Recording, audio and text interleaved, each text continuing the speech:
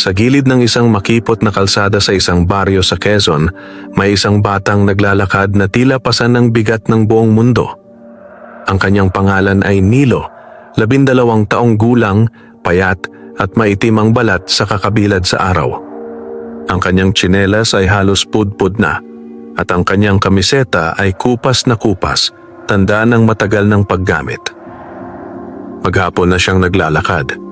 Mula pa kaninang umaga ay wala pa siyang laman sa sikmura kundi tubig na ininom niya sa poso sa tabi ng palengke. Hindi siya sanay sa ganitong pagod pero wala siyang pagpipilian. Kailangan niyang maghanap ng anumang pwedeng pagkakitaan. May sakit ang kanyang ina at siya na lamang ang maaasahan sa kanilang maliit na kubo sa dulo ng baryo. Habang naglalakad, ramdam ni Nilo ang panlalambot ng kanyang tuhod. Ang init ng araw ay tumatagos sa kanyang batok. Kumakalam ang kanyang tiyan na para bang may maliliit na hayop na nag-aaway sa loob nito. Kaunti pa, bulong niya sa sarili. Ngunit hindi na kinaya ng kanyang katawan. Sa gilid ng lumang bukirin, may nakatayong malaking puno ng santol. Matanda na, makapal ang katawan at malalapad ang mga sanga na tila yumayakap sa hangin. Sa ilalim nito ay may malamig na lilim. Doon napadpad si Nilo. Dahan-dahan siyang naupo sa ugat ng puno, saka sumandal. Pumikit siya sandali, pilit pinapakalma ang hilo. Amoy niya ang lupa, mamasa-masa, at may halong amoy ng nahulog na dahon ng santol. Mabuti pa, magpahinga muna ako, mahina niyang sabi. Ilang sandali pa ay napayuko ang kanyang ulo. Hindi niya namalayang nakatulog na pala siya. Sa kanyang panaginip, tila may malamig na hangin na dumampi sa kanyang pisngi. Unti-unti siyang nagmulat. Akala niya ay gabi na, ngunit maliwanag pa rin ang paligid. Ngunit may kakaiba. Parang mas presko ang hangin, mas tahimik, mas buhay. At doon niya ito nakita. Sa ibabaw ng isang nakausling ugat ng santol, may isang maliit na nilalang na nakatayo. Halos kasing laki lamang ito ng palad. Kayumanggi ang balat, may suot na tila dahong tinahitahi at may buhok na parang pinong hibla ng damo. Nanlaki ang mga mata ni Nilo. Diyos ko! Napabulong siya. Ngunit ang nilalang ay hindi nakakatakot. Sa halip, nakangiti ito. Isang maamo at mabait na ngiti. Gutom ka, sabi ng maliit na nilalang sa malambing na tinig. Napaurong si Nilo ng kaunti. Kinabahan siya, pero mas nangingibabaw ang kanyang pagkamangha. Ikaw po ba ay duwende? Nauutal niyang tanong. Tumango ang maliit na nilalang. Ako si Lunti, sabi nito. Tagabantay ng punong ito. Hindi agad nakapagsalita si Nilo. Sa buong buhay niya, kwento lang ng matatanda ang tungkol sa mga duwende. Akala niya ay panakot lang iyon sa mga bata. Pero ngayon, nasa harap niya ang isa. Napahawak siya sa tiyan nang muling kumalam iyon. Napansin iyon ni Lonti. Hindi na ito nagsalita pa. Sa isang kisap mata, may lumitaw na maliit na dahong nakatiklop sa harap ni Nilo. Nang mabuksan iyon ng bata, napasinghap siya. May laman iyong 2 pirasong mainit-init na suman at isang maliit na hiwa ng manggang hinog. Napuno ng tubig ang mga mata ni Nilo. Hindi ko po kayang bayaran ito, agad niyang sabi, halos pabulong. Ngumiti si Lunti. Hindi lahat ng kabutihan ay may kapalit, sagot nito. Hindi na nakapagpigil si Nilo. Dahan-dahan niyang kinuha ang suman at kumain. Sa unang subo pa lang ay para bang nabuhayan ang kanyang buong katawan. Hindi niya namalayang napabilis ang kanyang pagkain, ngunit pilit pa rin niyang pinipigil ang sarili na magmukhang sakim. Tahimik lang na nakatingin si Lunti sa kanya. Pagkatapos kumain, napansin ni Nilo ang isang maliit na bumbong na nakapatong sa tabi ng dahon. Ano po ito? Tanong niya. Tubig, sagot ng duwende. Pero hindi pangkaraniwan. Uminom si Nilo. Pagdampi pa lang ng tubig sa kanyang lalamunan ay parang may malamig na liwanag na dumaloy sa kanyang katawan. Nawala ang hilo, nawala ang panlalambot ng kanyang tuhod. Para bang nakatulog siya ng mahimbing sa loob ng ilang oras. Napatingin siya kay Lunti, punong-puno ng pagtataka at pasasalamat. Bakit niyo po ako tinutulungan? Mahina niyang tanong. Sandaling natahimik ang duwende. Pagkatapos ay marahan itong nagsalita. Matagal na kitang nakikita, sabi ni Lunti. Hindi ka nagnanakaw, hindi ka nanlalamang. Kahit gutom ka, marunong kang magtiis. Napayuko si Nilo. Hindi niya alam kung ano ang isasagot. Umihip ang hangin at marahang kumaluskos ang mga dahon ng santol sa itaas nila. Kung papayag ka, dugtong ni Lunti, maaari kitang tulungan, hindi lang ngayon. Dahan-dahang nagangat ng tingin si Nilo. Sa kanyang mga mata ay may halong pag-asa at pag-aalinlangan. Doon nagsimulang magbago ang tahimik na buhay ng batang dati walang-wala kundi pagod at gutom. Kinabukasan, maagang nagising si Nilo sa loob ng kanilang maliit na kubo na yari sa pinagtagpi-tagping kahoy at yero. Saglit siyang napatitig sa kisame habang inaalala ang nangyari noong nakaraang hapon. Ang puno ng santol, ang maliit na nilalang, ang pagkain, ang malamig na tubig, parang panaginip. Ngunit nang igalaw niya ang kanyang katawan, ramdam pa rin niya ang kakaibang sigla na matagal na niyang hindi naranasan. Karaniwan, pagising pa lang ay mabigat na ang kanyang pakiramdam. Ngunit ngayon, magaan ang kanyang dibdib at malinaw ang kanyang isip. Mula sa papag sa tabi, umubo ang kanyang ina. Agad na napalingon si Nilo. Lumapit siya at marahang hinaplos ang likod nito. Ma, gising na po kayo? Mahina niyang tanong. Maputla ang mukha ng kanyang ina, ngunit pinilit nitong ngumiti. Oo, anak. Nakatulog ka ba ng maayos? Tumango si Nilo, ngunit may kung anong gumalaw sa kanyang dibdib. Hindi niya masabi sa kanyang ina ang tungkol sa duwende. Hindi pa niya alam kung totoo ba iyon o kung maiintindihan ba ito ng matanda. Aalis muna po ako mamaya, sabi niya. Maghahanap lang ako ng pwede nating pagkakitaan. Mahinang tumango ang kanyang ina. Sanay na ito sa ganoong mga salita. Pagkatapos magigib ng tubig at maglinis ng kaunti sa paligid ng kubo, muling tinahak ni Nilo ang daan palabas ng baryo. Ngunit sa pagkakataong ito, hindi niya maiwasang mapalingon sa direksyon ng lumang bukirin, sa puno ng santol. Hindi niya namalayang doon na pala siya naglalakad. Habang papalapit siya, bumibilis ang tibok ng kanyang puso. Hindi niya alam kung ano ang inaasahan niya, kung may makikita ba siya o wala. Tahimik ang paligid.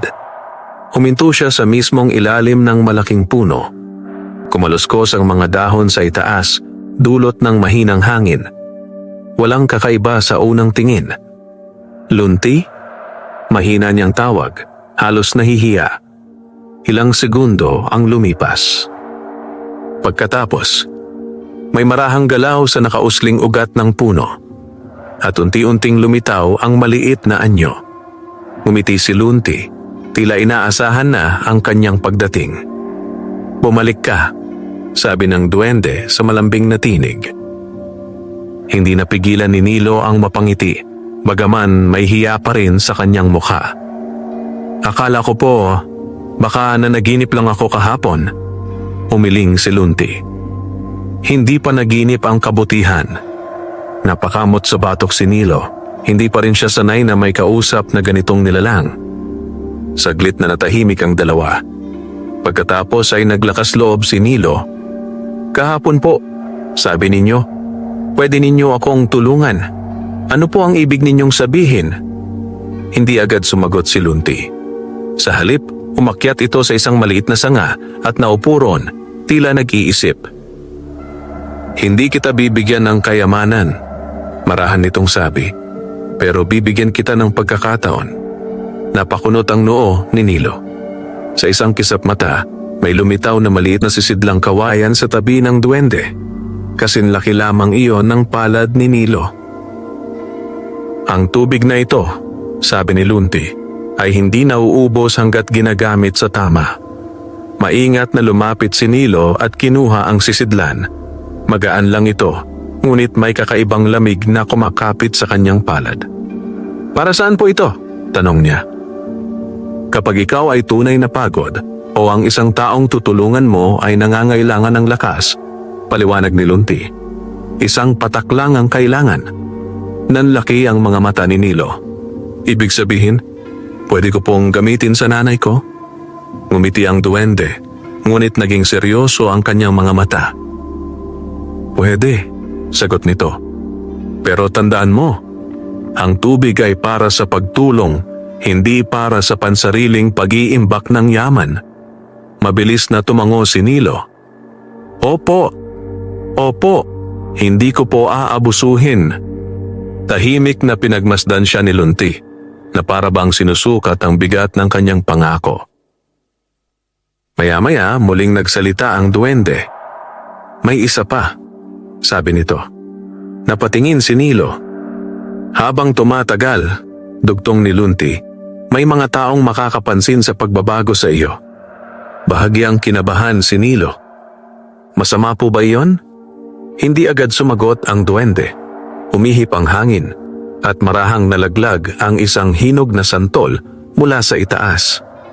Sapagkat mahina nitong sabi, hindi lahat ng tao ay natutuwa sa kabutihang hindi nila maunawaan. Napalunok si Nilo.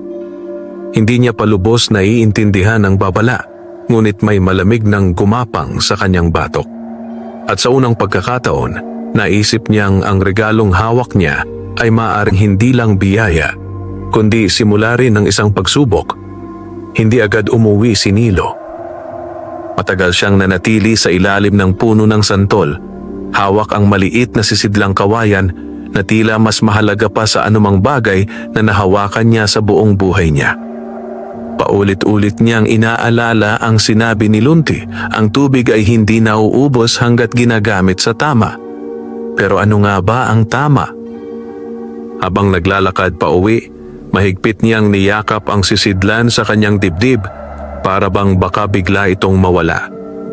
Ang daan ay maputik dahil sa ambon kagabi at ang paligid ay tahimik maliban sa huni ng mga ibon at lagitik ng tuyong dahon sa ilalim ng kanyang paa.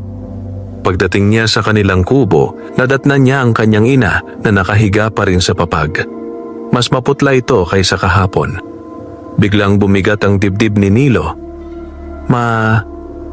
Marahan niyang tawag. Nagmulat ng mata ang matanda at pilit nang umiti. Nakabalik ka na, anak? Lumapit si Nilo at naupo sa tabi nito. Saglit siyang nagatubili, saka dahan-dahang inilabas ang maliit na sisidlan. Hindi niya alam kung tama ba ang gagawin niya. Pero naalala niya ang sinabi ni Lunti. Isang patak lang ang kailangan. Maingat niyang binuksan ang sisidlan. Sa loob ay may malinaw na tubig na tila may bahagyang kislap kapag tinamaan ng liwanag mula sa siwang ng dingding. Kinabahan siya. Painumin ko po kayo. Mahina niyang sabi. Hindi na nagtanong ang kanyang ina. Sanay na itong magtiwala sa anak. Maingat na nagpatak si Nilo ng isang patak sa lumang basong may kaunting tubig, saka ito inalalay sa kanyang ina. Ilang saglit na katahimikan ang lumipas habang umiinom ang matanda. Pagkatapos, napapikit ang kanyang ina, na para bang may dumaan na malamig na hangin sa kanyang katawan. Napatuwid ito ng kaunti sa pagkakahiga. Napamulagat si Nilo. Kabadong tawag niya. Dahan-dahang nagmulat ang matanda. Sa unang pagkakataon sa loob ng maraming linggo, may bahagyang kulay ang pisngi nito. Parang bulong nito. Tila nagtataka. Parang gumaan ang pakiramdam ko. Napahawak si Nilo sa bibig niya, halos hindi makapaniwala. Hindi ito milagro na parang sa kwento. Hindi biglang gumaling ang kanyang ina. Ngunit malinaw ang pagbabago. Mas malalim ang hinga nito. hindi na ganoon kabigat ang ubo. At sapat na iyon para mangilid ang luha sa mga mata ng bata. "Salamat po," pabulong niyang sabi. Kahit hindi naroon si Lunti. Mula noon nagbago ang takbo ng mga araw ni Nilo. Tuwing umaga, nagtatrabaho pa rin siya. Nag-iigib, nagbubuhat, at minsan ay tumutulong sa palengke kapalit ng barya o tirang pagkain. Ngunit tuwing gabi, maingat siyang nagbibigay ng isang patak ng mahiwagang tubig sa kanyang ina. Hindi sobra. Hindi kulang. Eksaktong isa lang. At unti-unti, araw-araw, napapansin niya ang pagbabago. Mas nakakatayo na ang kanyang ina. Mas nakakangiti. Mas nakakakain. Ngunit kasabay ng mga pagbabagong iyon, may iba ring nakapansin. Isang hapon, habang nagbubuhat si Nilo ng sako ng kamote sa likod ng tindahan ni Aling Sela, may dalawang lalaking nakamasid mula sa kabilang kalsada. Isa roon ay si Mang Rusto, isang lalaking kilala sa baryo na mahilig makialam sa buhay ng iba. Makitid ang mga mata nito at laging may bahid ng pagdududa ang tingin. Hindi ba't yan yung anak ni Aling Pasing? Bulong nito sa kasama. Tumango ang isa. Matagal na tinitigan ni Mang Rusto si Nilo habang binubuhat ng bata ang mabigat na sako na tila mas magaan para rito kaysa dati. May kung anong kumislap sa kanyang mga mata. Mahina niyang sabi. Sa kabilang dako, walang kamalay-malay si Nilo na may mga matang nagsisimula ng magmasid sa kanya. Mga matang hindi kasing bait ng duwendeng naging kaibigan niya. At sa unang pagkakataon mula nang matanggap niya ang mahiwagang tubig, may paparating na panganib na hindi kayang gamutin ng kahit isang patak lamang.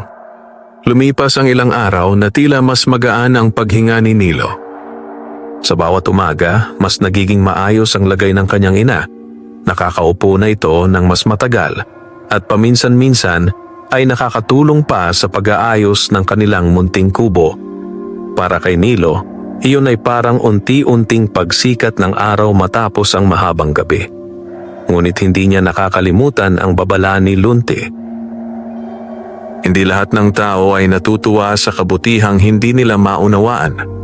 Isang hapon, habang pauwi si Nilo mula sa palengke, dala ang kaunting gulay na ibinigay ni Aling Sela, napansin niyang may nakasunod sa kanya. Mahina lang ang yabag, pero sanay na ang kanyang pandinig sa katahimikan ng baryo. Hindi siya agad lumingon. Pagdating sa liko malapit sa lumang bukirin, saka siya marahang sumulyap. Si Mang Rusto. Kunwari naglalakad lang ito, pero halatang halata ang pagmamasid. Agad na bumilis ang tibok ng puso ni Nilo. Naalala niya ang seryosong mukha ng duwendeng si Lunti. Hindi siya tumakbo. Sa halip, naglakad lang siya ng diretsyo hanggang makarating sa kanilang kubo. Doon lang siya nakahinga ng maluwag. Kinagabihan, habang natutulog ang kanyang ina, tahimik na inilabas ni Nilo ang maliit na sisidlang kawayan. Tinitigan niya ito sa mahinang liwanag ng lampara. "Lunti," mahina niyang bulong. Hindi niya alam kung maririnig siya ng duwende. Pero kinabukasan, muli siyang bumalik sa puno ng santol. Tahimik ang paligid nang dumating siya. Ilang sandali siyang naghintay sa ilalim ng puno hanggang sa marahang kumaluskos ang mga dahon. Unti-unting lumitaw si Lunti. "May bumabagabag sa iyo," agad nitong sabi. Napayuko si Nilo. "May nakamasid po sa akin." Hindi na nagtanong pa ang duwende. Sa halip, tumingin ito sa malayo na para bang may nakikita itong hindi kayang makita ng karaniwang mata. Ang taong iyon, marahan nitong sabi, ay puno ng pagdududa. Napakagatlabi si Nilo. "Masama po ba siya?" "Hindi pa," sagot ni Lunti. Pero ang pagdududa, kapag pinabayaan, nagiging kasakiman. Natahimik si Nilo. Mahigpit niyang hinawakan ang sisidlan. "Ano po ang dapat kong gawin?" Sandaling nag-isip si Lunti bago sumagot. "Magpatuloy ka lang sa tama," sabi nito. Huwag kang magpapakita ng kakaiba sa harap ng iba. At higit sa lahat, tumingin ito ng diretso sa mga mata ni Nilo. Huwag mong ipapaalam kanino man ang tungkol sa tubig. Mabilis na tumango si Nilo. Opo, pangako po. Ngunit habang nagsasalita sila, may ibang pares ng mata ang nakasilip mula sa likod ng matataas na damo sa di kalayuan. Si Mang Rusto. Hindi niya naririnig ang usapan, pero malinaw niyang nakita ang bata, mag-isang nakikipag-usap sa walang tao. At sa kanyang makitid na mga mata, unti-unting nabuo ang isang mapanganib na hinala. Kinagabihan, habang payapang natutulog si Nilo sa tabi ng kanyang ina, may isang taong tahimik na nakatayo sa labas ng kanilang kubo. At sa unang pagkakataon, ang maliit na sisidlang kawayan ay hindi na lamang lihim na pag-asa, kundi isang lihim na nagsisimula ng habulin ng iba. Madaling araw pa lamang ay nagising na si Nilo. Hindi siya sigurado kung bakit, pero may kakaibang kaba sa kanyang dibdib, parang may nagbabantang hindi niya maipaliwanag. Tahimik ang paligid ng kanilang kubo, ngunit pakiramdam niya ay may nagmamasid. Dahan-dahan siyang bumangon upang hindi magising ang kanyang ina. Lumapit siya sa maliit na bintana na yari sa kawayan at sumilip sa labas. Wala. Tanging hamog sa damuhan at maputlang liwanag ng umaga ang kanyang nakita. Napabuntong hininga siya, ngunit hindi tuluyang nawala ang kaba sa kanyang dibdib. Pagkatapos maghanda ng kaunting lugaw para sa kanyang ina, lumabas si Nilo upang maghanap ng pagkakakitaan sa baryo. Ngunit sa buong maghapon, pakiramdam niya ay may matang nakasunod sa bawat galaw niya. Sa palengke, sa poso, sa makipot na daan pauwi. Hindi niya makita kung sino, pero ramdam niya. Pagsapit ng hapon, hindi na niya napigilan ang sarili. Dumiretso siya sa lumang bukirin, sa puno ng santol. Pagdating niya roon, agad siyang naupo sa ilalim ng makapal na ugat. Lunti, mahina niyang tawag. Hindi siya pinaghintay. Mula sa likod ng isang nakausling bahagi ng puno, marahang lumitaw ang maliit na duwende. Ngunit ngayon, mas seryoso ang mukha nito kaysa dati. Alam ko kung bakit ka nandito, sabi ni Lunti. Napayuko si Nilo. Pakiramdam ko po, sinusundan ako. Tumango ang duwende. Hindi ka nagkakamali.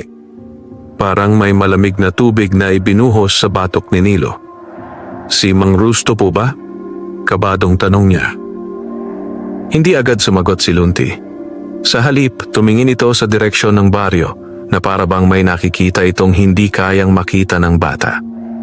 Ang taong iyon, marahil nitong sabi, ay nagsisimula ng maghanap ng sagot. Mahigpit na napahawak si Nilo sa kanyang tuhod. Ano po ang gagawin ko? Lumapit si Lunti at tumalon pababa sa ugat hanggang sa halos magkatapat na ang kanilang mga mata.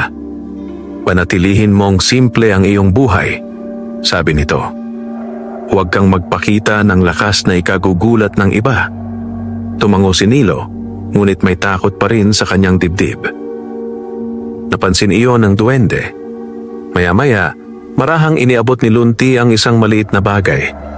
Isang butil ng santol, ngunit kakaiba ang anyo. Bahagya itong kumikislap na parang may nakatagong liwanag sa loob. Nanlaki ang mga mata ni Nilo. Ano po ito? Hindi ito sandata, paliwanag ni Lunti. Pero makakatulong ito sa iyo kapag may masamang intensyon na lumapit. Maingat itong kinuha ni Nilo. Paano ko po gagamitin? Dalhin mo lang palagi, sagot ng duwende. Kapag may taong may balak na masama habang hawak mo ito, mararamdaman mong iinit ang butil. Napahigpit ang hawak ni Nilo. Hindi niya inaasahan na aabot sa ganito. Lunti, mahina niyang sabi, mapapahamak po ba kami ni nanay? Saglit na natahimik ang duwende. Pagkatapos ay marahan itong ngumiti, ngunit may bahid ng pag-aalala sa mga mata nito. Hanggat nananatili kang mabuti, Sabi nito, may mga bagay na magbabantay sa iyo. Ngunit hindi nito sinabi na may mga pagsubok na hindi maiiwasan. Pag-uwi ni Nilo ng gabing iyon, sinunod niya ang bilin. Itinago niya ang kumikislap na butil sa maliit na bulsa ng kanyang kupas na shorts. Tahimik ang gabi. Ngunit habang papalapit siya sa kanilang kubo, biglang uminit ang butil sa kanyang bulsa. Napahinto si Nilo. Unti-unti siyang napalingon sa dilim sa gilid ng kanilang bakuran. At doon, sa ilalim ng anino ng punong bayabas, may isang taong nakatayo, nagmamasid. Hindi gumagalaw. Si Mang Rusto. Napatigil si Nilo sa kanyang kinatatayuan. Parang nanigas ang kanyang mga paa sa lupa habang patuloy na umiinit ang maliit na butil sa loob ng kanyang bulsa. Hindi na niya kailangang manghula. Tama ang sinabi ni Lunti. May masamang balak ang taong iyon. Sa ilalim ng punong bayabas, hindi gumagalaw si Mang Rusto. Ngunit kahit sa dilim, ramdam ni Nilo ang matalim na titig nito. Mapanuri, mapagduda, at tila may hinahanap na lihim. Pinilit ni Nilo na maging kalmado. Huminga siya ng malalim, saka nagkunwaring walang napansin. Dahan-dahan siyang naglakad papunta sa pintuan ng kanilang kubo, pilit na pinapakalma ang mabilis na tibok ng kanyang puso.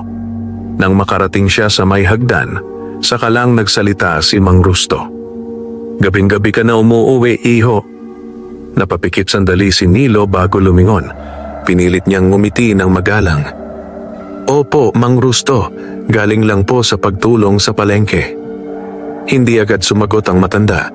Lumapit ito ng ilang hakbang, sapat para mas malinaw ang mukha nito sa liwanag na tumatagas mula sa loob ng kubo.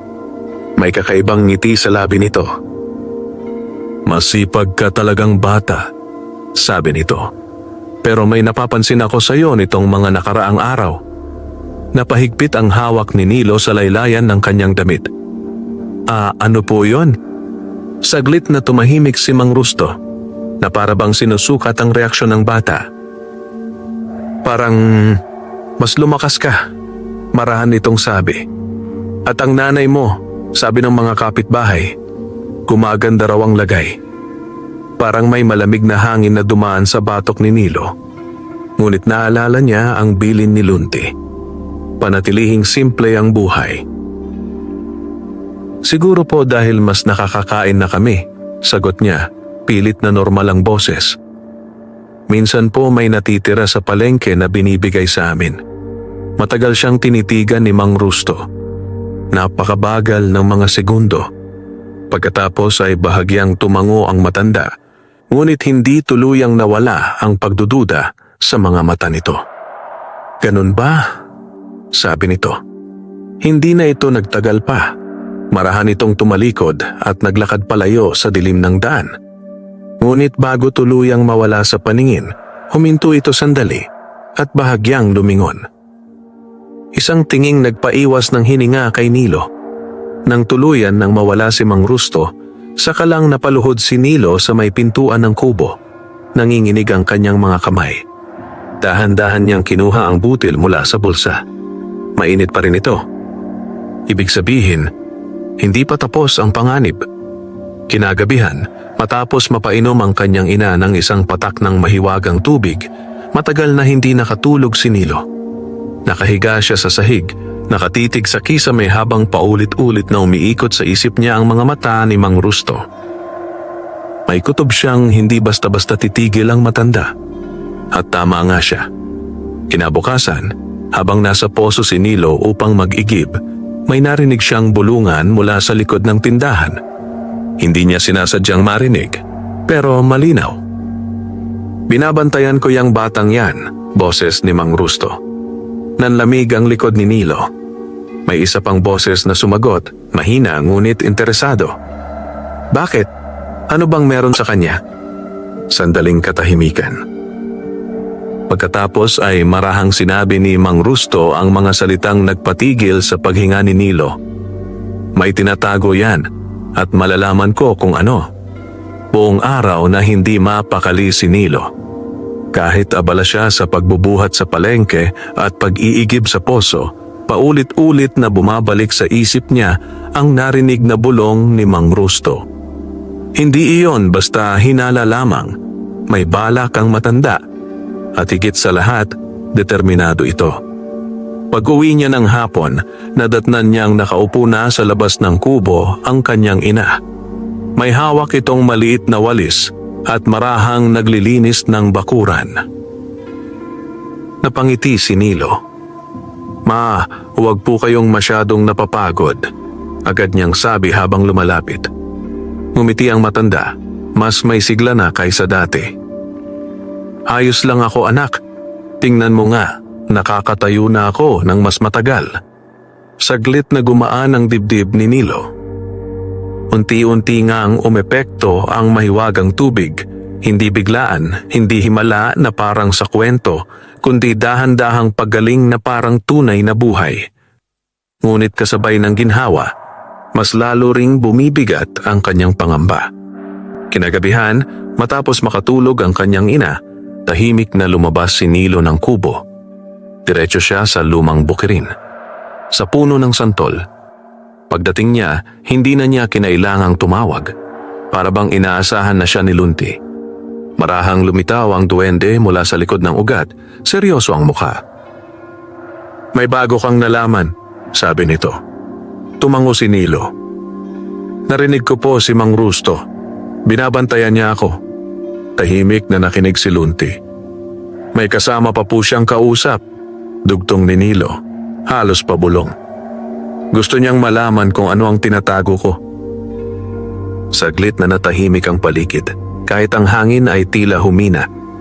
Pagkatapos ay marahang napabuntong hininga si Lunti. "Mas mabilis siyang kumilos kaysa inaasahan ko," sabi nito. Kinabahan si Nilo. Ano po ang mangyayari? Lumapit ang duwende at tumalon pababa sa ugat. "Simula ngayon," sabi nito, "mas magiging maingat ka." Mula sa likod nito, may inilabas si Lunti na isang manipis na hibla. Parang sinulid na gawa sa pinong hibla ng dahon at liwanag. Iniabot niya ito kay Nilo. Maingat itong kinuha ng bata. "Para saan po ito?" "Isuot mo sa iyong pulso," paliwanag ni Lunti. "Habang suot mo ito, mas mahirap kang mapansin ng taong may masamang hangarin." Nanlaki ang mga mata ni Nilo. "Parang nagtatago po ako?" Bahagyang ngumiti ang duwende. "Hindi pagtatago, pag-iingat." Dahan-dahang itinali ni Nilo ang hibla sa kanyang pulso. Halos hindi ito makita, parang ordinaryong sinulid lamang. Ngunit pagdikit nito sa balat niya, may malamig na pakiramdam na dumaloy sa kanyang braso. Napabuntong hininga siya. "Lunti!" Mahina niyang sabi. "Hanggang kailan po ito?" Saglit na nag-isip ang duwende bago sumagot. Hanggang may taong naghahanap ng hindi para sa kanya. Hindi na nagtanong pa si Nilo. Nang gabing iyon, mas maingat siyang kumilos, mas tahimik, mas mapagmasid. At sa mga sumunod na araw, napansin nga niya ang kakaibang pagbabago. Minsan, napapadaan si Mang Rusto sa tabi niya. Pero hindi na siya gaanong pinagtutuunan ng pansin. Para bang may kung anong lumalabo sa pagtingin ng matanda sa kanya. Ngunit hindi tuluyang nawala ang panganib. Isang maulap na hapon, habang nasa palengke si Nilo, biglang may lalaking dumating sa pwesto ni Aling Sela. Hindi taga-baryo. Matangkad. Maitim ang suot at matalim ang mga mata. Tahimik lang itong nakatayo sa di kalayuan, nakatingin kay Nilo. At sa unang pagkakataon mula nang isuot niya ang mahiwagang hibla, bahagyang uminit ang butil ng santol sa kanyang bulsa. Naramdaman agad ni Nilo ang init sa kanyang bulsa. Hindi iyon kasing tindi ng unang beses na nakita niya si Mang Rusto, ngunit sapat upang manikip ang kanyang dibdib. Dahan-dahan siyang napatingin sa di kalayuan, doon sa lalaking kanina pa nakatayo malapit sa pwesto ni Aling Sela. Hindi nga ito taga-baryo. Malinis ang damit ngunit may kung anong mabigat sa tindig nito. Hindi ito bumibili. Hindi rin ito nakikipag-usap. Nakatingin lamang kay Nilo. Agad na ibinaba ni Nilo ang sakong hawak niya at nagkunwaring abala sa pagsasaayos ng mga gulay. Pinilit niyang maging normal ang kilos gaya ng itinuro ni Lunti. Huwag magpakita ng kakaiba. Maya-maya nagsalita si Aling Sela habang nag-aayos ng bayong. "Oy Nilo, pakidala nga itong supot ng kamatis sa kabila," utos nito. "Opo," mabilis na sagot ng bata. Agad niyang kinuha ang supot at naglakad palayo sa pwesto. Ngunit ramdam niya, sumunod sa kanya ang tingin ng estranghero. Pagliko niya sa mas makipot na bahagi ng palengke, saka lang siya bahagyang napahinga. Ngunit hindi nagtagal ang ginhawa. May anino na humarang sa daraanan niya. Napatigil si Nilo. Ang estranghero. Hindi ito ngumiti. Hindi rin galit ang muka. Ngunit ang mga mata nito ay masyadong mapanuri. "Isa ka ba sa mga taga rito?" tanong ng lalaki sa mababang boses. Pinilit ni Nilo na maging magalang. "Opo." "Taga rito ka na ba matagal?" sunod na tanong. "Opo." Sandaling katahimikan. Napansin ni Nilo na parang may hinahanap ang mga mata ng lalaki. Hindi sa paligid, kundi sa kanya mismo. Biglang uminit ng kaunti ang butil sa kanyang bulsa. Napakagatlabi si Nilo. "Masipag ka raw na bata," sabi ng estranghero. "Napapansin ka ng mga tao. Hindi niya alam kung papuri iyon o babala." Tumutulong lang po ako," sagot niya, pilit na kalmado. Matagal siyang tinitigan ng lalaki. Pagkatapos ay bahagyang tumango ito. "Maganda yan," sabi nito. "Ipagpatuloy mo lang." Hindi na ito nagsalita pa. Marahan itong tumabi at pinadaan si Nilo. Ngunit habang naglalakad palayo ang bata, malinaw niyang naramdaman. Hindi pa tapos ang pagtingin ng estranghero sa kanya. Kinagabihan, halos tumakbo si Nilo papunta sa puno ng santol. Pagdating niya roon, agad siyang napaupo sa ugat. "Lunti." Mahina ngunit nagmamadaling tawag niya. Hindi siya pinaghintay. Lumabas ang duwende. Ngunit ngayon, mas mabigat ang ekspresyon nito. "Nakita ka na niya," sabi agad ni Lunti. Nanlaki ang mga mata ni Nilo. Kilala niyo po siya?" Tumango ang duwende. Hindi siya basta mausisa lang. Marahan itong paliwanag. May mga taong naglalakbay para maghanap ng mga bagay na hindi nila dapat pakialaman. Nanlamig ang mga kamay ni Nilo. "Kasama po ba siya ni Mang Rusto?" "Hindi," sagot ni Lunti. Pero maaaring ginising ng pagdududa ni Mang Rusto ang atensyon niya. Tahimik ang bata. Mas mabigat ito kaysa inaakala niya. Maya-maya, nagsalita muli ang duwende. "Makinig kang mabuti, Nilo," sabi nito. "Simula ngayon, huwag na huwag mong ilalabas ang sisidlan ng tubig sa harap ng kahit sino." "Opo," agad na tugon ng bata. "At kung sakaling..." Saglit na huminto si Lunti. "Kung sakaling subukan kanilang sundan, bumalik ka agad dito." Mahigpit na tumango si Nilo.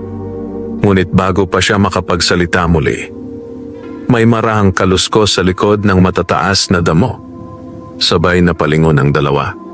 Sa dilim ng bukirin, may aninong gumalaw. At sa unang pagkakataon, ang kumikislap na butil sa bulsa ni Nilo ay uminit ng mas matindi kaysa dati. Nanigas si Nilo. Ang init ng butil sa kanyang bulsa ay halos sumunog sa kanyang balat. Hindi na ito babala lamang. Malinaw na may taong may masamang intensyon na napakalapit. Dahan-dahang napahawak si Lunti sa gilid ng ugat ng santol. Seryoso ang mga mata. "Huwag kang kikilos ng bigla," pabulong nitong sabi. Pinilit ni Nilo na kontrolin ang kanyang paghinga. Nakatingin siya sa direksyon ng matataas na damo kung saan may gumalaw na anino. Ilang segundo ang lumipas. Pagkatapos, may lalaking lumabas mula sa dilim. si Mang Rusto. Ngunit hindi siya nag-iisa. Sa likuran nito ay ang estrangherong lalaki mula sa palengke. Tahimik, matalimang tingin, at tila mas handa kaysa dati. Nanlalamig ang mga palad ni Nilo. Akala ko na nga ba, sabi ni Mang Rusto, may bahid ng tagumpay sa boses. May kinakausap kang kung ano dito sa bukirin. Napaatras si Nilo ng kalahating hakbang. Ngunit bago pa siya makapagsalita, napansin niya ang kakaiba. Hindi nakatingin si Mang Rusto kay Lunti. Diretso lamang ang tingin nito kay Nilo. Unti-unting naunawaan ng bata. Hindi nila nakikita ang duwende. Marahang lumapit ang estrangherong lalaki, ngunit nanatiling kalmado ang mukha nito. "Magandang gabi, iho," sabi nito. Walang sumagot si Nilo. "Kanina pa kita inoobserbahan," dugtong ng lalaki. "May kakaiba sa'yo." Uminit lalo ang butil sa bulsa ni Nilo.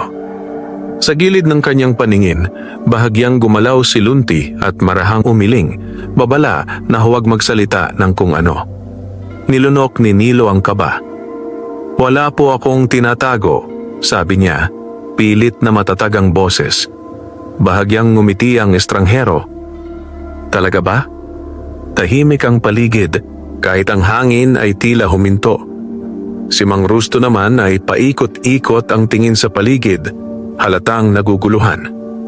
"Kanina pa siya may kinakausap dito," reklamo nito. "Sigurado ako." Hindi ito pinansin ng estranghero. Ang buong atensyon nito ay nasa bata. Biglang gumawa ng isang hakbang palapit ang lalaki.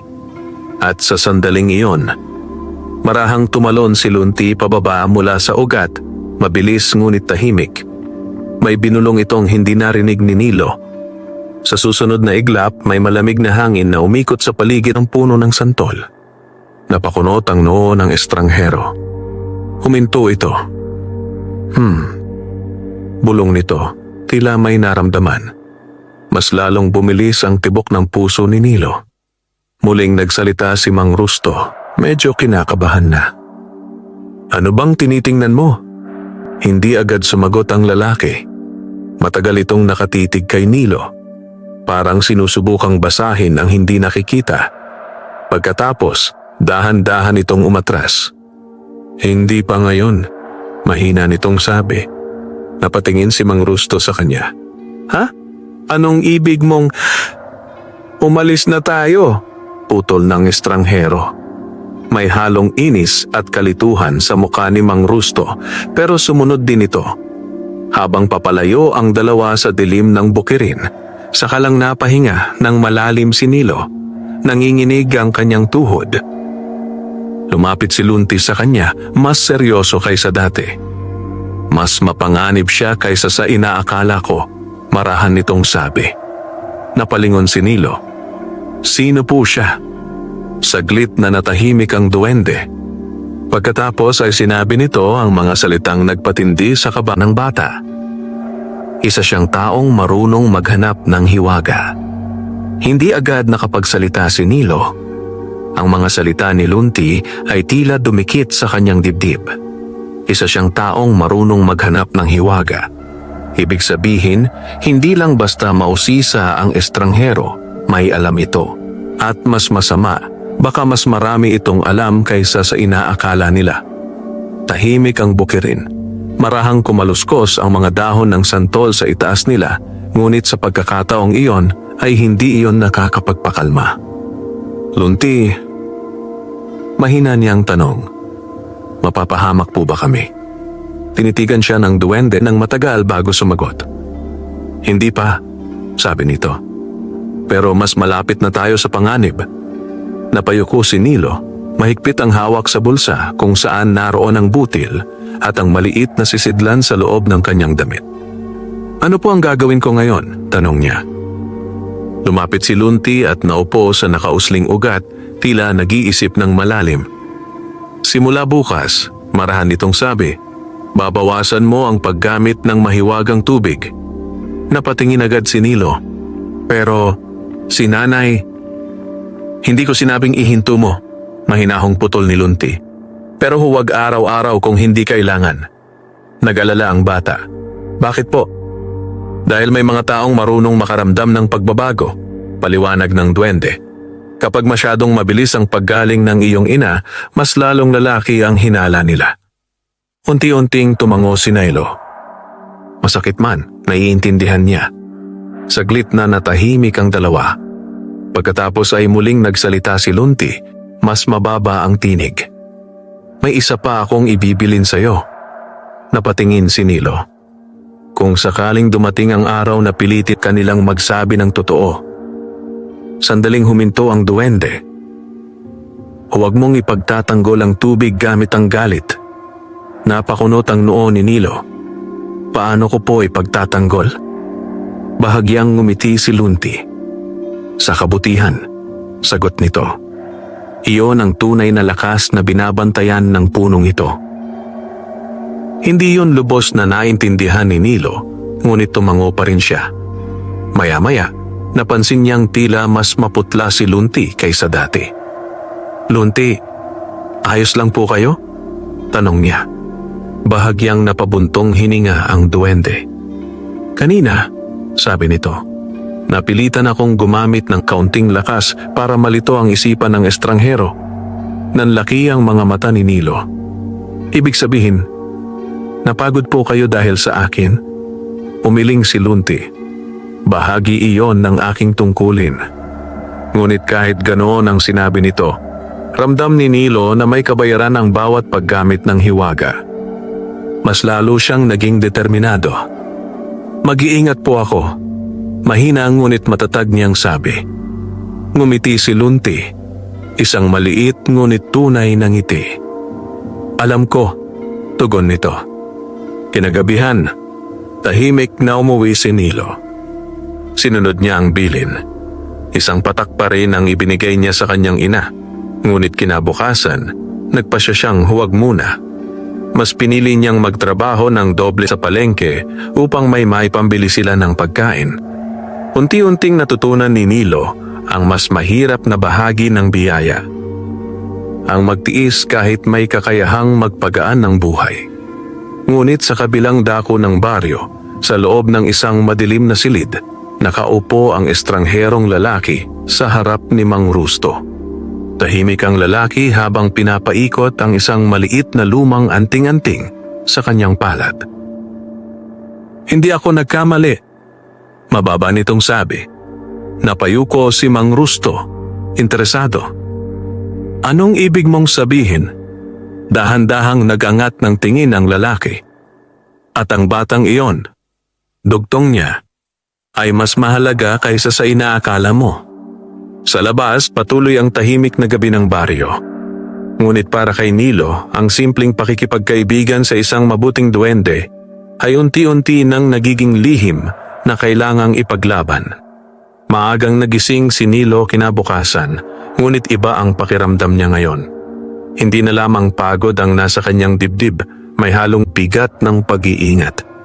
Tahimik niyang pinagmasdan ang kanyang ina na mahimbing na natutulog. Mas maayos na ang paghinga nito kaysa mga nakaraang linggo. May bahagyang kulay na ang mga pisngi at hindi na ganoon kalalim ang mga guhit ng paghihirap sa muka. Napangiti si Nilo, ngunit panandalian lang. Naalala niya ang bilin ni Lunti. Kailangan niyang maghinay-hinay. Hindi siya nagpatak ng mahiwagang tubig ng umagang iyon. Sa halip, maaga siyang umalis ng kubo at dumiretso sa palengke upang maghanap ng mas maraming pagkakakitaan. Mas doble ang sipag niya. Nagbuhat siya ng sako ng sibuyas. Naglinis ng pwesto.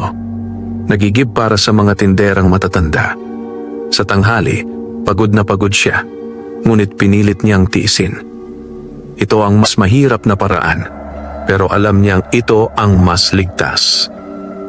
Habang nagpapahinga siya sa likod ng pwesto ni Aling Sela, may narinig siyang mga nag-uusap sa di kalayuan. Si Rusto raw may kasamang taga-ibang baryo. Talaga? Para saan daw? Hinanapan daw ng kung ano-anong kakaiba dito sa atin. Nanlamig ang likod ni Nilo. Hindi niya sinasadyang marinig, Ngunit sapat na iyon upang bumilis ang tibok ng puso niya. Hindi pa sila tumitigil. Pag-uwi niya ng hapon, nadatnan niyang masigla ang kanyang ina. Nakapagsaing na ito at nakapag-init pa ng sabaw mula sa tirang gulay. "Anak, buti na lang nakaraos tayo ngayon," nakangiting sabi ng matanda. Napangiti si Nilo, pero may kirot sa dibdib niya. Hindi niya sinabi na may mas malaking unos na posibleng dumating. Kinagabihan, bumalik siya sa puno ng santol. Ngunit pagdating niya roon, may kakaiba. Tahimik ang paligid, mas tahimik kaysa karaniwan. "Lunti," tawag niya. Walang sumagot. Bahagyang kumunot ang noo ni Nilo. Ilang hakbang pa ang ginawa niya palapit sa puno. "Lunti," ulit niya mas mahina. Biglang may marahang paggalaw sa ugat ng puno. Ngunit hindi iyon ang masiglang paglitaw na nakasanayan niya. Unti-unting lumitaw si Lunti, ngunit halatang nangihina. Mas maputla ang balat nito. Mabagal ang galaw, at ang dating maliwanag na aura sa paligid nito ay tila kumupas. Nanlaki ang mga mata ni Nilo. "Lunti, ano pong nangyari sa inyo?" Marahang umupo ang duwende sa ugat, tila pagod. "May mga mata na masyadong matalas," mahina nitong sabi. "Mas marami akong ginamit na lakas kagabi upang takpan ang bakas ng hiwaga." Nabigla si Nilo. "Dahil po sa akin?" Umiling si Lunti, ngunit halatang nahihirapan. "Hindi mo kasalanan ang pagiging mabuti," sagot nito. Ngunit hindi gumaan ang pakiramdam ni Nilo. Lumapit siya, nag-aalala. "May magagawa po ba ako para sa inyo?" Saglit na natahimik ang duwende, na para bang pinag-iisipan ang isasagot. Pagkatapos ay marahan itong nagsalita. "May isang paraan," sabi nito. Napatuwid si Nilo. Sa likod ng bukiring ito, dugtong ni Lunti, may maliit na batis na bihira ng puntahan ng tao. Doon tumutubo ang halamang may mapusyaw na asul na dahon. Tahimik na nakinig si Nilo. "Kailangan ko ang 3 dahon nito," sabi ng duwende.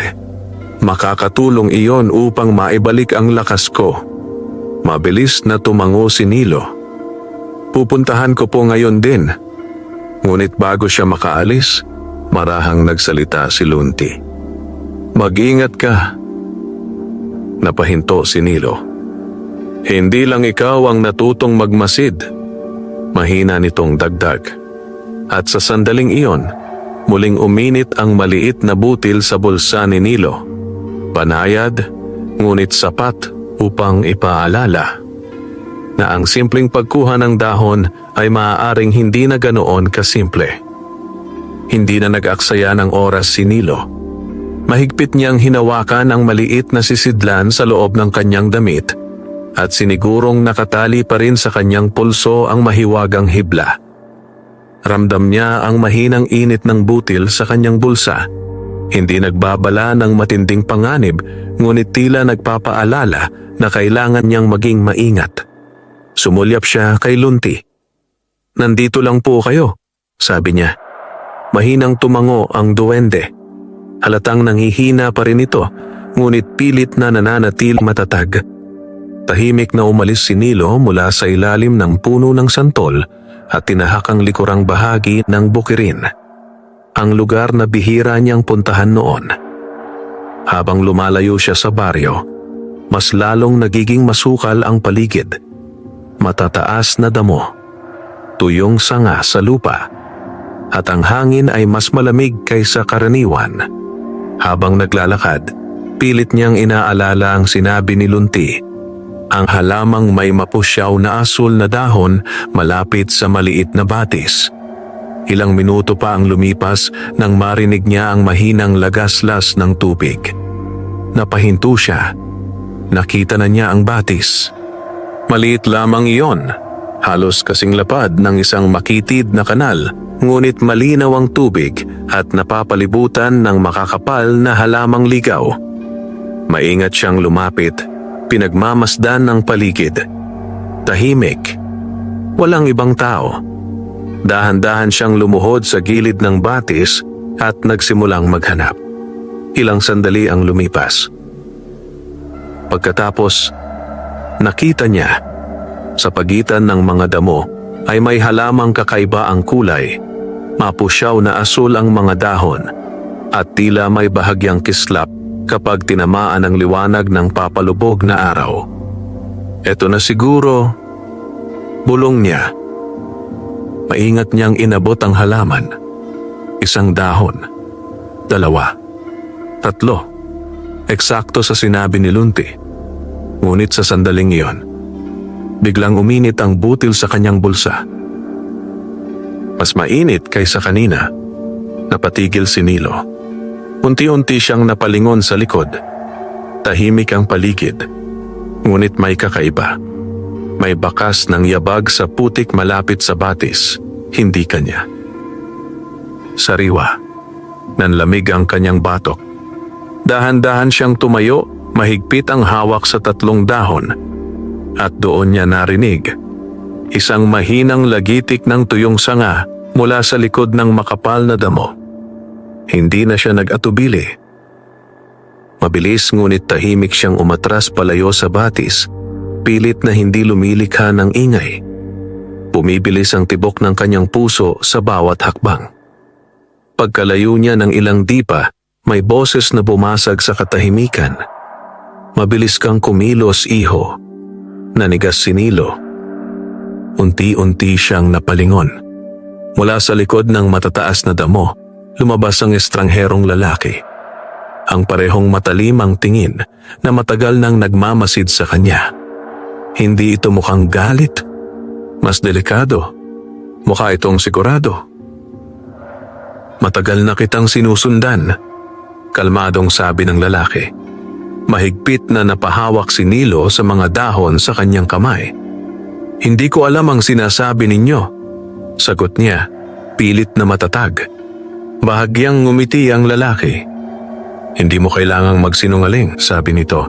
Alam kong hindi ka basta-bastang bata lang. Uminit lalo ang butil sa bulsa ni Nilo. Sa gilid ng kanyang paningin, nakita niyang may hawak ang lalaki. Isang lumang anting-anting na bahagyang kumikislap sa dapit hapon.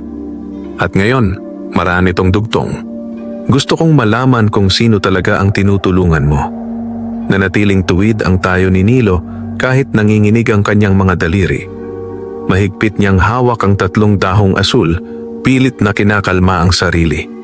Ramdam niya ang init ng butil sa kanyang bulsa at ang malamig na haplos ng mahiwagang hibla sa kanyang pulso.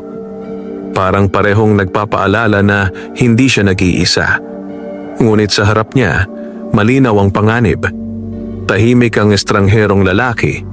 Pinapaikot ang lumang anting-anting sa kanyang daliri. Ang mga mata nito ay hindi mapakali. Tila sinusukat ang bawat galaw ni Nilo. Hindi ko alam ang sinasabi ninyo. Ulit ni Nilo. Mas maingat ang boses. Ngunit hindi ito natinag. Sa halip, bahagyang lumapit ang lalaki. Sapat para marinig ni Nilo ang mabagal nitong paghinga. May kakaiba sa batang marunong magtago ng bakas, sabi nito. At lalo na sa batang kayang magpalakas ng may sakit. Nanikip ang dibdib ni Nilo. Alam na nito. Hindi lahat, pero sapat. Pinilit niyang huwag mapatingin sa bulsa kung saan naroon ang sisidlan. Saglit na natahimik ang lalaki, saka marahang nagsalita. Huwag kang mag-alala, sabi nito. Hindi ako kaaway. Kung hindi mo ako gagawing kaaway, hindi yon nakapagpagaan ng pakiramdam ni Nilo. Mas lalong uminit ang butil. Ibig sabihin, may mali. Uuwi na po ako, sabi ni Nilo, pilit na magalang. Sinubukan niyang humakbang palayo. Ngunit bahagyang gumalaw ang lalaki at humarang. Hindi agresibo pero sapat upang pigilan siya. Sandali lang, sabi nito. Tahimik ang batis sa kanilang paligid. Tila pati hangin ay nakikinig. Dahan-dahang ibinaba ng lalaki ang kanyang kamay at ipinakita ang lumang anting-anting. Alam mo ba kung ano ito? Tanong niya. Umiling si Nilo. Tagahanap, sabi ng lalaki. Hindi ito gumagana sa kahit sino. Nanlamig ang likod ng bata. Ibig sabihin, hinahanap siya nito. Kapag may malakas na hiwagang malapit, dugtong ng lalaki. Umiinit ito. Parang sinuntok ang sikmura ni Nilo. Sa sandaling iyon, may naalala siya. Ang bilin ni Lunti. Kung sakaling pilitin ka nilang magsabi ng totoo, huwag mong ipagtatanggol ang tubig gamit ang galit. Huminga ng malalim si Nilo. Pagkatapos ay marahan siyang nagsalita. Wala po akong gustong itago, sabi niya, tapat ang tingin. Gusto ko lang pong matulungan ang nanay ko. Iyon ang totoo. Hindi siya nagsinungaling. Hindi rin niya ibinunyag ang lihim. Saglit na natahimik ang estranghero. Sa unang pagkakataon, may bahagyang pagbabago sa mga mata nito. Parang may nakitang hindi niya inaasahan. Mahina nitong bulong. Unti-unti nitong ibinaba ang kamay na may hawak na anting-anting. Hindi na ito humarang. Umuwi ka na, sabi nito. Nanatiling alerto si Nilo, ngunit hindi na siya nag-atubili. Dahan-dahan siyang lumakad palayo. Pinipigilang tumakbo kahit gustong-gusto na ng kanyang katawan. Pagkalayo niya ng ilang hakbang, saka muling nagsalita ang lalaki mula sa likod. Iho, napahinto si Nilo. Mag-ingat ka, dagdag nito. Hindi lang ako ang naghahanap ng hiwaga. Nanikip ang dibdib ni Nilo. Hindi na siya lumingon. Mabilis ngunit tahimik siyang naglakad pabalik sa bukirin, mahigpit pa ring hawak ang 3 dahon. Pagdating niya sa puno ng santol, agad siyang napaluhod sa tabi ng ugat. Lunti, tawag niya, hingal. Agad lumitaw ang duwende, ngunit nang makita ang mukha ni Nilo, lalo itong naging seryoso. Nakita ka niya, sabi nito. Tumango si Nilo at iniabot ang 3 dahon. Pero pinalampas niya ako. Maingat na kinuha ni Lunti ang mga dahon, ngunit hindi ito ngumiti. Sa halip, marahan itong sinabi ang mga salitang muling nagpalamig sa gabi. Kung pinalampas ka niya, ibig sabihin, mas lalo ka na niyang babantayan. Tahimik ang gabi sa ilalim ng puno ng santol. Nakaluhod si Nilo habang maingat na tinatanggap ni Lunti ang 3 mapusyaw na asul na dahon. Kita sa maliit na mukha ng duwende ang pagod, ngunit may bahagyang ginhawang sumilip sa kanyang mga mata. Salamat, mahina nitong sabi. Dahan-dahang inilatag ni Lunti ang mga dahon sa ibabaw ng nakausling ugat. Marahan nitong ipinatong ang mga palad sa ibabaw ng mga ito at pumikit. Hindi man marinig ni Nilo ang anumang kakaiba. Napansin niyang bahagyang kumislap ang mga dahon. Parang may malamlam na liwanag na hinihigop ng duwende. Ilang sandali ang lumipas. Pagmulat ni Lunti ng mga mata, mas may kulay na ang kanyang balat. Hindi pa ito ganap na malakas, ngunit malinaw na nabawasan ang kanyang panghihina. Napabuntong hininga si Nilo sa ginhawa. Mas maayos na po kayo, sabi niya. Bahagyang tumango si Lunti, dahil sayo. Ngunit agad ring naging seryoso ang ekspresyon nito. Sabihin mo sa akin ang lahat, utos nito, mahina ngunit matatag. At ginawa nga ni Nilo. Isinalaysay niya ang nangyari sa batis, ang pagsulpot ng estranghero, ang anting-anting nito, at ang mga salitang binitiwan bago siya pinaalis. Tahimik na nakinig si Lunti hanggang matapos ang bata. Nang matapos si Nilo, matagal na hindi nagsalita ang duwende. Mas mabigat ang hangin ngayon. Mas malinaw na, bulong ni Lunti. Kinabahan si Nilo. Ano po? Dahan-dahang tumingin ang duwende sa direksyon ng baryo. Hindi siya simpleng tagahanap, sabi nito. Isa siyang bantay ng mga lumang bagay. Nanlaki ang mga mata ni Nilo. Masama po ba siya? Umiling si Lunti. Hindi kinakailangang masama, sagot nito. Pero kapag naniwala siyang ang hiwaga ay nasa maling kamay, kukunin niya iyon. Parang kinurot ang puso ni Nilo. Mahigpit niyang hinawakan ang sisidlan sa loob ng kanyang damit. Hindi ko naman po ginagamit sa masama. Mahina niyang sabi. Tama, sabi ni Lunti. At iyon ang dahilan kung bakit hindi kanya pinigil. Saglit na natahimik ang dalawa. Pagkatapos ay marahang nagsalita muli ang duwende. Pero may problema. Napatingin agad si Nilo. Kapag mas lalo kang gumamit ng hiwaga, dugtong ni Lunti, mas lalong lalakas ang bakas na iniiwan nito. Unti-unting bumigat ang dibdib ng bata. Ibig sabihin, habang tinutulungan niya ang kanyang ina, mas lumalaki ang panganib. Napansin iyon ni Lunti.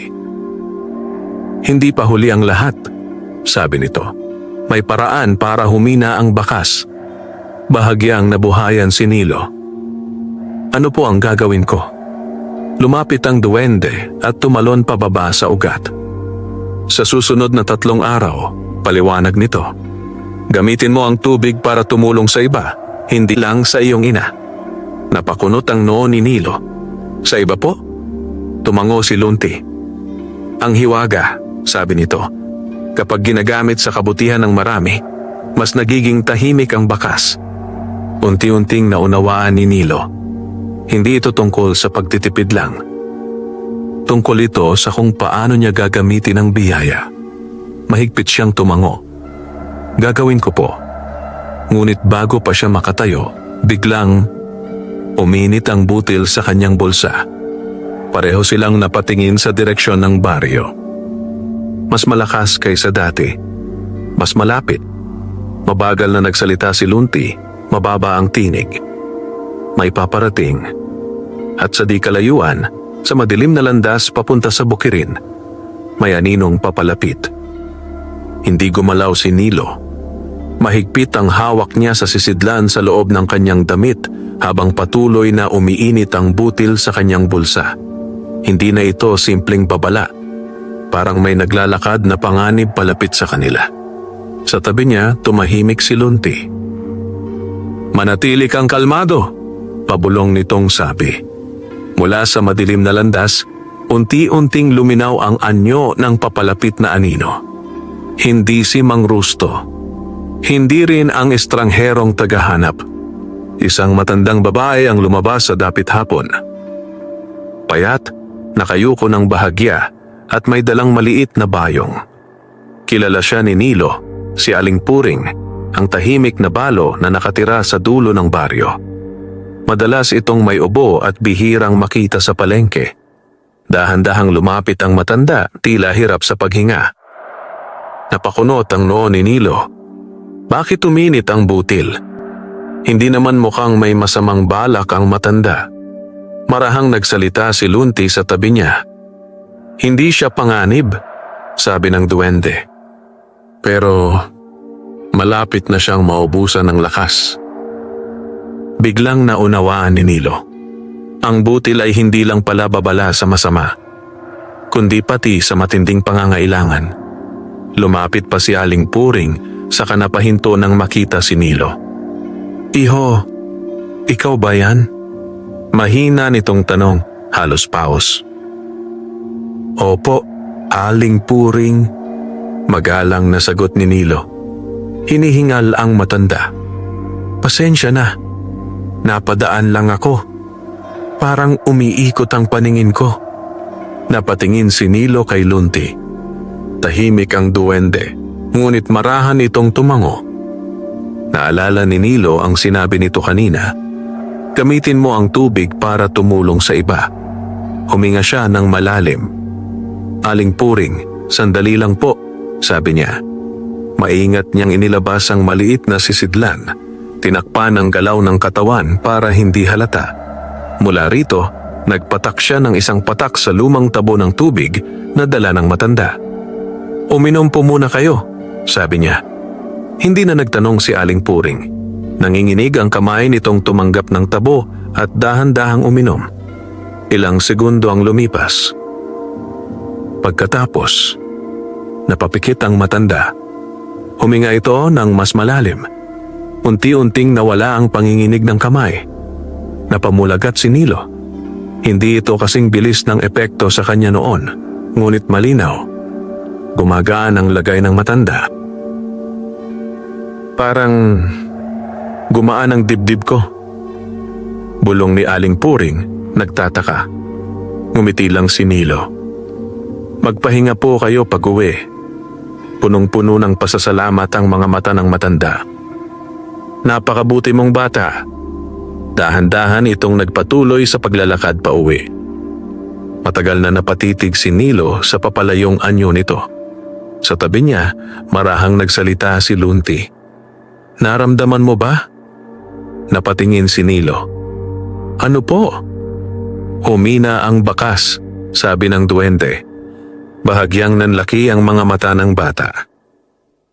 Ibig sabihin, gumagana. Ngunit bago pa siya makapagsalita, biglang uminit muli ang butil. Mas matindi, mas matalim. Pareho silang napalingon sa madilim na bahagi ng landas. At doon, sa ilalim ng anino ng mga puno, nakatayo ang estrangherong lalaki. Tahimik, nagmamasid. At sa pagkakataong ito, parang nakita niya ang lahat. Nanlamig ang batok ni Nilo. Ang estrangherong lalaki ay nakatayo lamang sa gilid ng landas, kalahating natatakpan ng anino ng mga puno. Hindi ito gumagalaw. Hindi rin ito nagsasalita. Ngunit ang mga mata nito ay malinaw na nakatutok kay Nilo at sa espasyong katabi niya kung saan naroon si Lunti. Mas lalong uminit ang butil sa bulsa ng bata. Sa tabi niya, napansin ni Nilo na bahagyang nanigas si Lunti. Lunti, pabulong niyang sabi. Mahinang sumagot ang duwende, halos hindi gumagalaw ang labi. Mas malakas ang pakiramdam niya kaysa inaakala ko. Nanikip ang dibdib ni Nilo. Ibig sabihin, baka hindi na sapat ang pagtatago. Maya-maya, dahan-dahang lumakad palapit ang estranghero. Hindi nagmamadali, hindi agresibo. Ngunit bawat hakbang nito ay parang bumibigat ang hangin sa paligid. Huminto ito ilang dipa mula kay Nilo. Magandang gabi ulit, iho. Kalmadong bati nito. Pinilit ni Nilo na maging magalang. Magandang gabi po. Tahimik na pinagmasdan siya ng lalaki. Pagkatapos ay marahang nagsalita. May napansin akong kakaiba kanina, sabi nito. May tinulungan kang matanda. Hindi sumagot si Nilo. Hindi rin siya nagsinungaling. Bahagyang tumaas ang sulok ng labi ng lalaki. Hindi ngiti, kundi tila pagkumpirma ng isang hinala. Hindi masama ang ginagawa mo, dugtong nito. Sa totoo lang, bihira iyon. Nagulat si Nilo. Hindi niya inaasahan ang ganong tono. Ngunit hindi pa rin nawawala ang init ng butil. Ibig sabihin, may panganib pa rin. Muling nagsalita ang lalaki. Mas mababa ang boses. Pero may dapat kang maintindihan, sabi nito. Ang hiwagang hawak mo, hindi lang nakakatulong. Nanikip ang dibdib ni Nilo. Dahan-dahang inilabas ng estranghero ang lumang anting-anting at ipinakita iyon sa mahinang liwanag ng gabi. Bahagya itong kumikislap.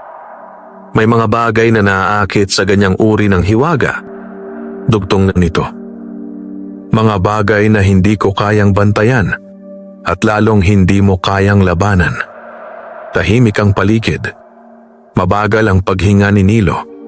Sa gilid ng kanyang paningin, nakita niyang mariing nakatingin si Lunti sa lalaki. Tila sinusukat ito. Maya-maya, nagsalita ang duwende, ngunit sa tinig na tanging si Nilo lang ang nakakarinig.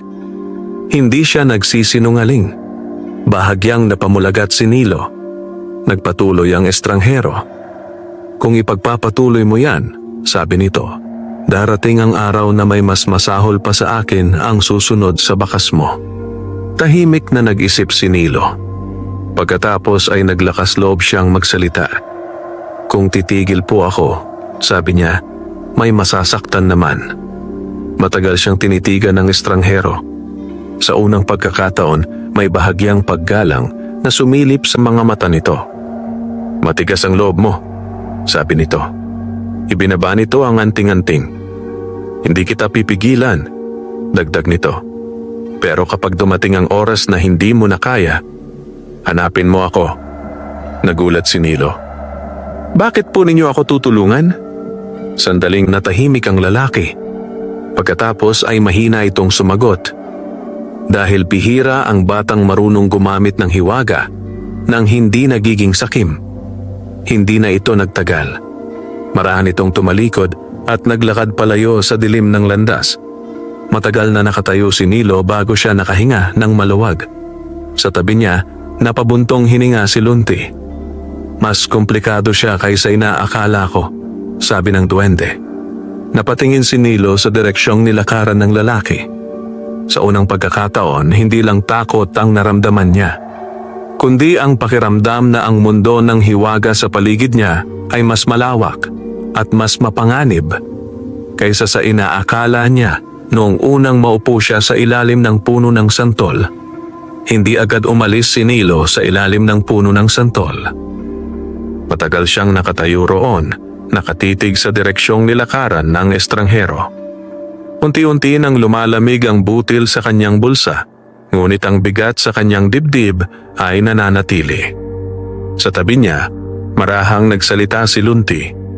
Hindi siya kaaway. Sa ngayon, sabi ng duwende. Napabuntong hininga si Nilo.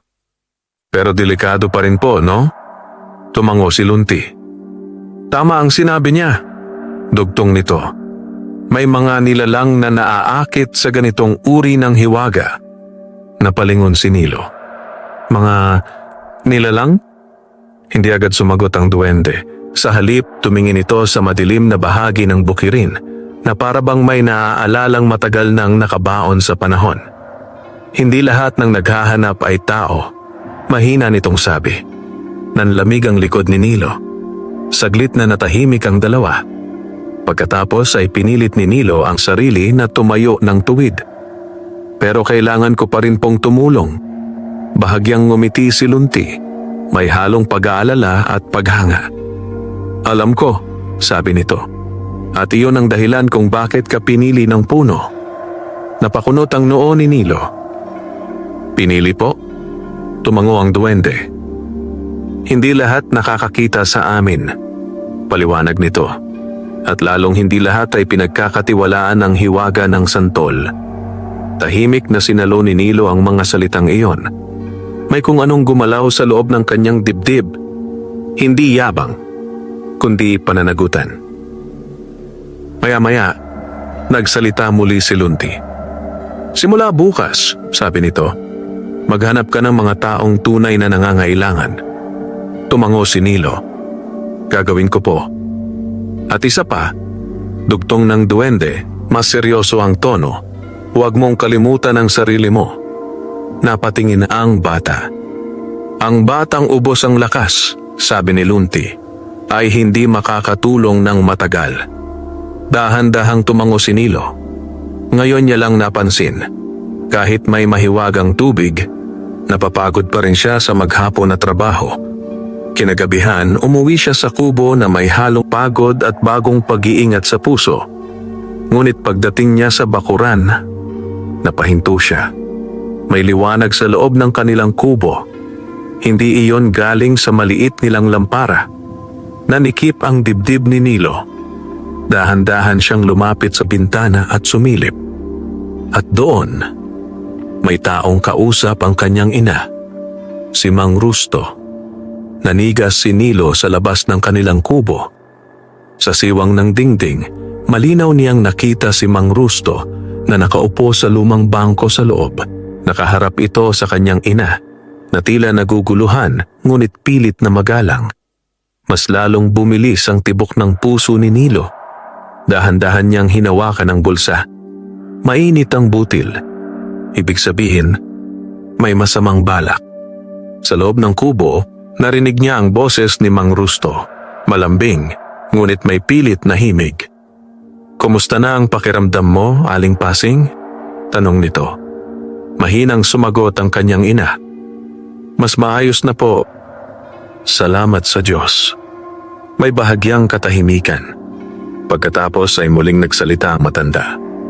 Napansin ko kasi, sabi ni Mang Rusto, parang ang bilis ng galing mo nitong mga nakaraan. Nanikip ang dibdib ni Nilo.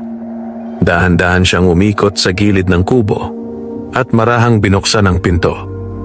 "Magandang gabi po," maingat niyang sabi. Sabay na palingon ng dalawa. Ngumiti ang kanyang ina. "Ay anak, nandito si Mang Rusto. Nangamusta lang." Ngunit ang mga mata ni Mang Rusto ay hindi ngumingiti. Matalim, mapanuri. "At eto na pala ang masipag mong anak," sabi nito. Lumapit si Nilo at magalang na tumango. "Magandang gabi po." Tahimik na pinagmasdan siya ni Mang Rusto mula ulo hanggang paa, parang may hinahanap na bakas. Ramdam ni Nilo ang init ng butil. Mas malakas ngayon. "Late ka na umuwi, iho," sabi ng matanda. "Opo, galing lang po sa pagtulong," sagot ni Nilo, pinipiling simple ang tono. Saglit na natahimik ang silid. Pagkatapos ay marahang nagsalita si Mang Rusto. "Alam mo," sabi nito, "may mga nagsasabi na may kakaibang nangyayari sa baryo nitong mga nakaraan." Hindi sumagot si Nilo. Hindi rin siya gumalaw. "May mga gumagaling daw na hindi maipaliwanag," dugtong ng matanda. Nanlamig ang hangin sa loob ng kubo.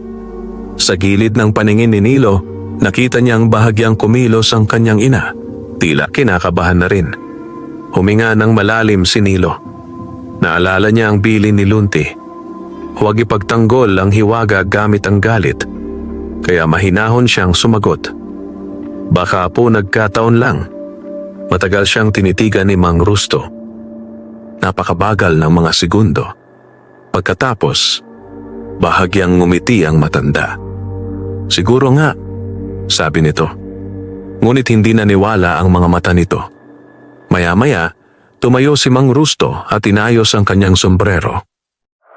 "Sige, mauuna na ako," sabi nito sa ina ni Nilo. "Nag-alala lang ako." Lumakad ito papunta sa pinto. Pagdaan sa tabi ni Nilo, bahagya itong huminto. At sa mahinang boses na tanging si Nilo lang ang nakarinig, bumulong ito.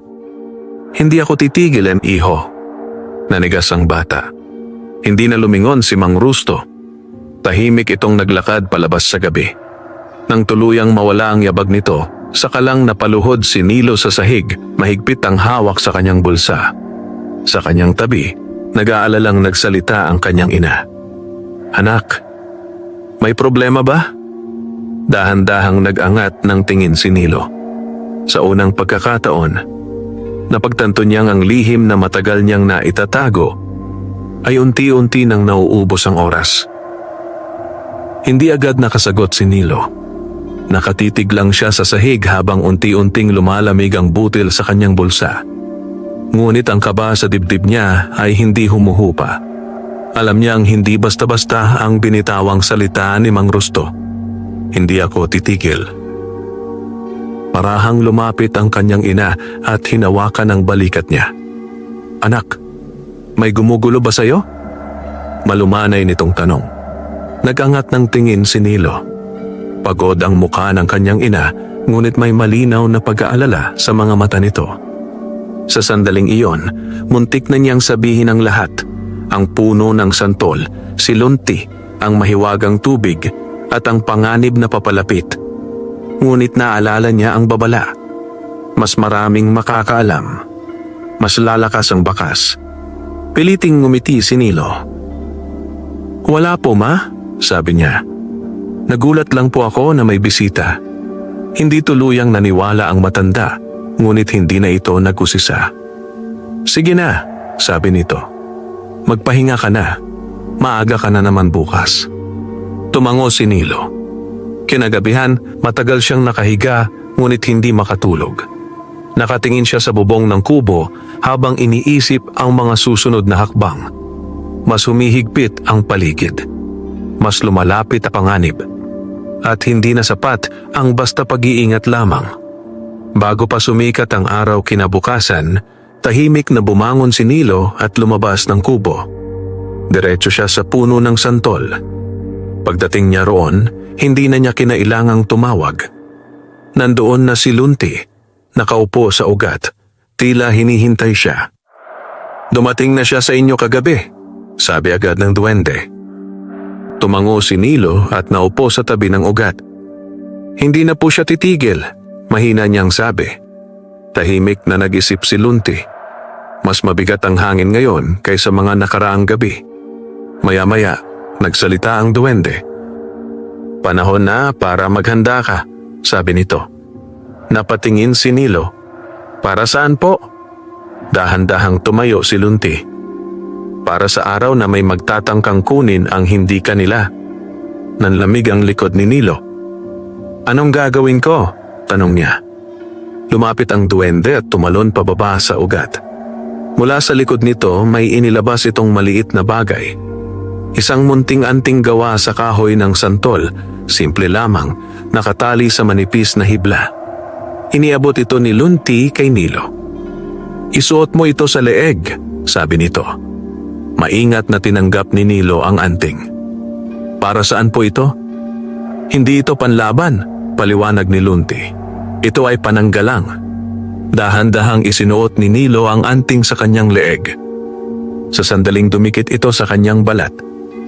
May banayad na init na kumalat sa kanyang dibdib. Napasinghap siya. Lunti.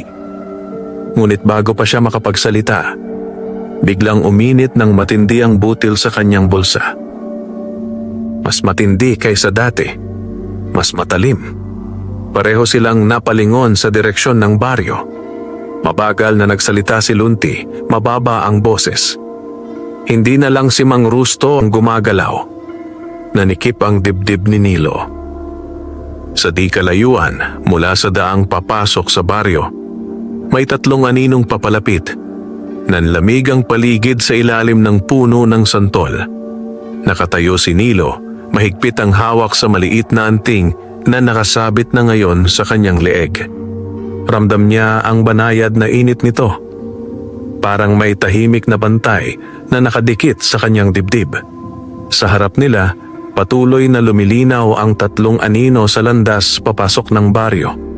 Mas lalong uminit ang butil sa bulsa ni Nilo. Lunti, pabulong niyang sabi. Tahimik na nakamasid ang duwende, seryoso ang muka. Mga tagasunod, mahina nitong tugon. Unti-unting luminaw ang mga papalapit. Si Mang Rusto ang nasa unahan, ngunit iba ang anyo nito ngayon. Hindi na ito mukhang basta mausis ang matanda. Mas matigas ang tindig, mas determinado ang hakbang. Sa likod niya, ang estrangherong tagahanap at may kasama pa silang isa. Isang lalaking balot sa maitim na balabal, nakayuko ang ulo, at may hawak na mahabang baston na tila may ukit na lumang simbolo. Nanikip ang dibdib ni Nilo. Hindi na ito simpleng pagmamatsyag.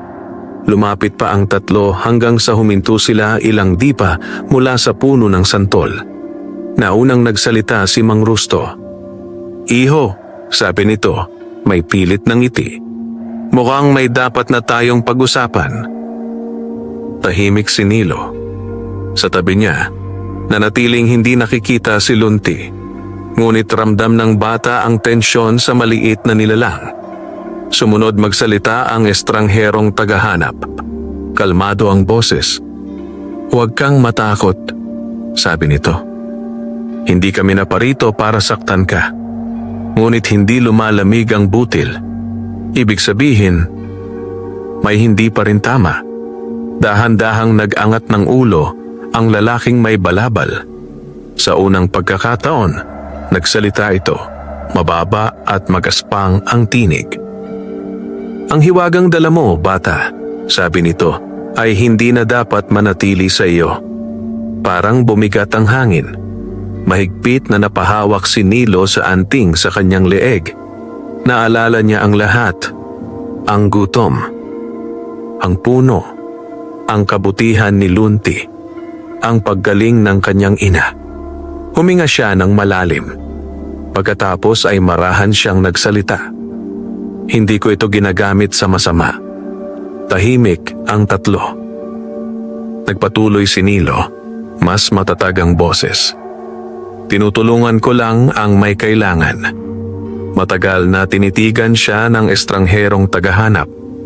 Sa mga mata nito, may bakas ng paggalang. Ngunit ang lalaking may balabal ay hindi natinag. Hindi sapat ang mabuting hangarin, malamig nitong sabi. Maraming hiwaga ang nagsimula sa ganyang dahilan at nagtapos sa kapahamakan. Sa gilid, mahigpit na napakuyom ang kamay ni Nilo. Sa tabi niya, marahang bumulong si Lunti, tanging siya lang ang nakarinig. Panindigan mo ang puso mo. Unti-unting tumuwid ang tindig ng bata. Sa unang pagkakataon mula nang magsimula ang lahat, nagsalita siya ng walang pag-aatubili. Kung gusto ninyong kunin ito, sabi ni Nilo, patunayan ninyo muna na mas makakatulong kayo kaysa sa ginagawa ko. Nanahimik ang buong bukirin. Umihip ang hangin sa mga dahon ng santol. At sa unang pagkakataon, ang batang minsang gutom at pagod lang ay tumayong handang ipaglaban ang biyayang ipinagkatiwala sa kanya. Wakas.